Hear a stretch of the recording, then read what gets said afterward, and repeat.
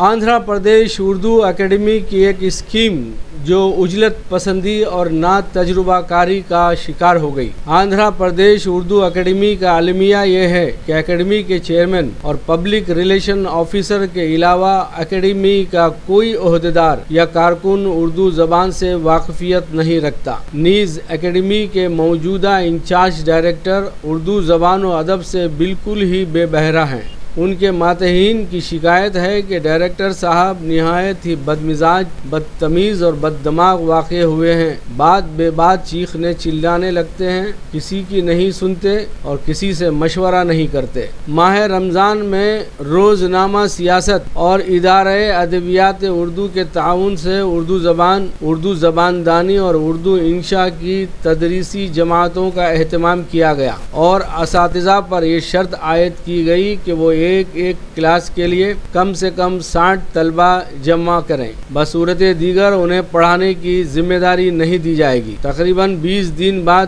WTV کے نمائندے نے ان کلاسز کا دورہ کیا اور یہ معلوم کر کے بہت افسوس ہوا کہ کسی بھی جماعت میں 10 سے زیادہ طلبہ نہیں تھے۔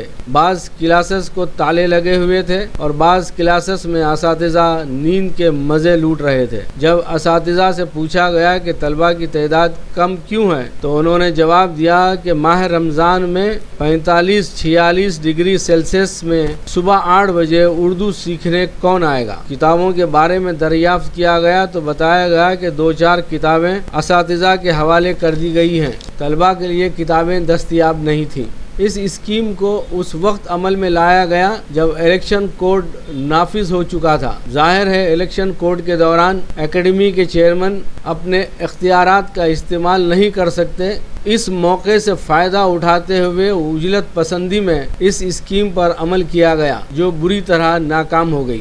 اسکیم کی ناکامی کی ساری ذمہ داری ناتجربہ کار اور اضطرابی طبیعت کے حامل ڈائریکٹر پر عائد ہوتی ہے۔ پوری ریاست میں تقریباً 300 مراکز قائم کیے گئے جہاں ان کلاسز کا اہتمام کیا گیا تھا۔ ہر استاد کی اجرت ایک ماہ کورس کے لیے 15,000 روپے مقرر کی گئی تھی۔ اس کے علاوہ اسٹیشنری اور دیگر مصارف۔ حساب لگائیے اس ناکام اسکیم کے پیچھے کتنی رقم ضائع کی گئی ہے۔ اس اسکیم پر غلط وقت، غلط موسم اور غلط انداز میں عمل کرنے کی کیا ضرورت تھی؟ اس اسکیم کے متعارف کرنے میں کس کا مفاد شامل تھا؟ یہ ایک بڑا سوال ہے۔